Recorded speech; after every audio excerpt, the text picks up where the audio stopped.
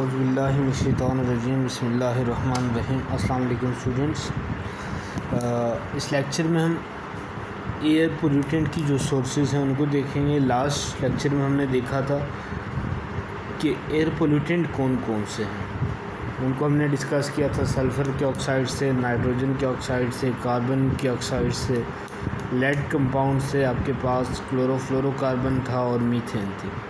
अब हम सोर्सेज देख रहे हैं कि कौन कौन से सोर्सेज हैं जिनकी वजह से एयर पोल्यूटेंट आते हैं, एयर पोल्यूशन काज होती है। दो उसमें हम देखते हैं डिवीजन, एक नेचुरल सोर्सेज और दूसरा ह्यूमन एक्टिविटीज़। जो नेचुरल आपके पास सोर्सेज जो हैं उसमें सबसे इम्पॉर्टेंट आपके पास जो है फॉरेस्ट फायर और डस्ट स्टॉर्म्स हैं, जो कि रिलीज़ करते हैं स्मोक और डस्ट एयर में। इसके अलावा आपके पास volcanoes emit clouds of dust and poisonous gases along with ash, which gas is emitted by volcanoes.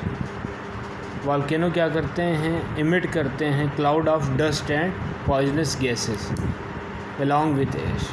उसके बाद termites and cow also release a large amount of methane in the air. The considerable electrical charges in the atmosphere produce nitrogen oxides. फिर human activities को आप देखते हैं तो बहुत सारी बर्निंग ऑफ फॉसिल फ्यूल है, पेट्रोलियम प्रोडक्ट्स को, नेचुरल गैस को यूज़ करना। उससे क्या हो रहा है, एयर में पोल्यूशन आ रही है और सबसे ज़्यादा जो एयर पोल्यूशन हो रही है वो कार और मोटर व्हीकल्स की तरफ से हो रही है, उनकी वजह से हो रही है। फैक्ट्री और पावर प्लांट जो हैं क्या करते हैं, कोल यूज़ करते हैं और रिलीज़ क्या करते हैं, पॉइजनस गैसेस करते हैं इन the air. Burning of fossil fuel and incineration release carbon monoxide. अभी कार्बन मोनोऑक्साइड की प्रॉपर्टीज़ आपने लास्ट लेक्चर में देखी थी कि ये क्या है, पॉइजनस गैस है। इसी तरह नाइट्रोजन के ऑक्साइड्स हैं, नाइट्रिक ऑक्साइड और नाइट्रोजन डाइऑक्साइड। इसी तरह सल्फ़र के ऑक्साइड्स हैं, सल्फ़र डाई और trioxide.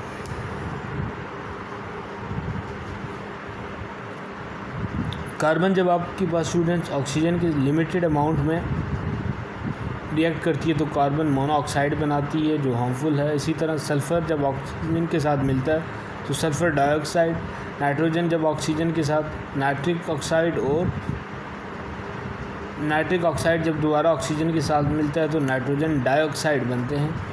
Chlorofluorocarbon have been widely used as solvent for cleaning electronic circuit board and refrigerant in fridge and air conditions unit, and as propellant in the aerosol spray. इसमें कौन से आपके आते हैं, air freshener आते हैं, hair spray आ जाते हैं और दूसरे स्प्रे पेंट्स वगैरह। Such products are not environmental friendly during manufacturing, in use and after disposal. These compound escape in the air, हवा में चले जाते हैं। lead particle in the air come mainly due to the combustion of lead petrol or fuel used in motor vehicle or from which lead base paint. Next इसके बाद ozone है। Ozone is produced when electrical charges passes through oxygen in the air.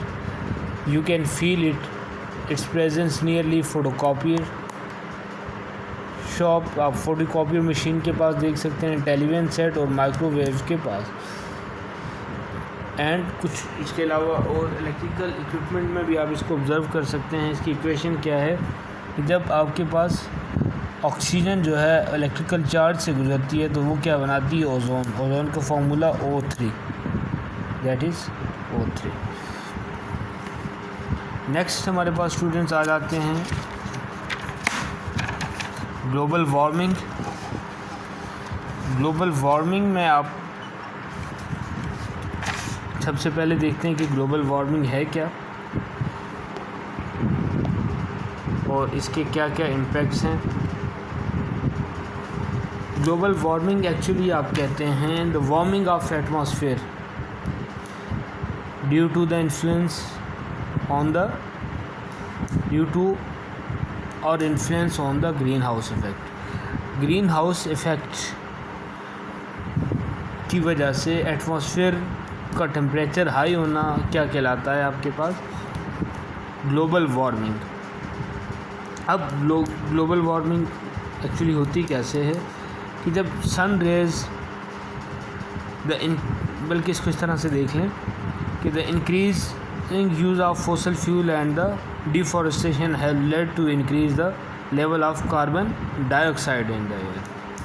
अब आपके पास deforestation भी हो रही है और फोसल फ्यूल का बहुत ज़्यादा अमाउंट में अगर इस्तेमाल हो रहा है तो उसकी वजह से क्या हो रहा है, कार्बन डाइऑक्साइड का जो लेवल है एयर में वो ज़्यादा हो रहा है। Gases like water vapour, methane and chlorofluorocarbon act in the same way in the atmosphere. These gases are called as greenhouse gases. अब ग्रीन हाउस गैसेज पहले आपको पता होना चाहिए कौन कौन सी हैं।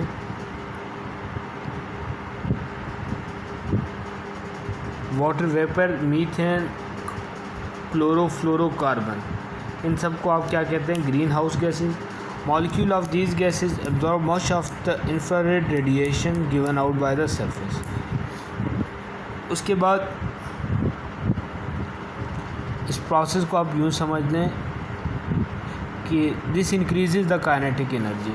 अब जब सन रेज अर्थ पर पड़ती हैं तो उसकी वजह से काइनेटिक एनर्जी उनकी बढ़ती है। So the atmosphere become hotter, जिसकी वजह से एटमॉस्फेयर का टेम्परेचर हाई होता है और गर्माइश वहाँ पर जो आपके पास हरारत है वो ज़्यादा हो जाती है। The higher the concentration of green house gases in the air the greater is the green house effect. अब जितनी आपके पास वाटर वेपर, मीथेन और क्लोरोफ्लोरोकार्बन जो ग्रीन हाउस गैसेस हैं वो ज़्यादा होंगी, उतना ही ग्रीन हाउस इफ़ेक्ट भी आपके पास क्या होगा, ज़्यादा होगा और टेम्परेचर क्या होगा, इंक्रीज़ करेगा। The green house effect is a natural phenomena of the energy distribution mechanism of the earth. However, certain human activities is threatening to cause the significant increase in the greenhouse effect. उसके बाद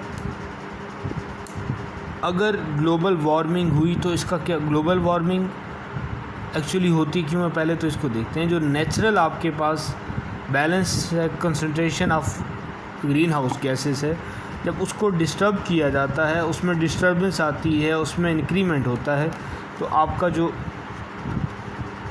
global warming का phenomena अकर होता है या आपका जो green house effect है वो बढ़ता है। और अगर ग्लोबल वार्मिंग इसी तरह से बढ़ती रही तो क्या होगा, टेम्परेचर ऑफ अर्थ जो है वो बहुत ज़्यादा हो जाएगा। द अर्थ क्लाइमेट जो है वो चेंज हो जाएगी, affecting both the area of rainfall and how much it's rain. This could cause both increase the risk of flooding in some region and drought in the other region. अब इससे क्या हो जाएगा कि पूरा क्लाइमेट जो है उस एरिया का वो चेंज हो जाएगा। फिर इसके अलावा रेनफॉल और अमाउंट ऑफ रेनफॉल वो दोनों भी इफ़ेक्ट होंगी। फिर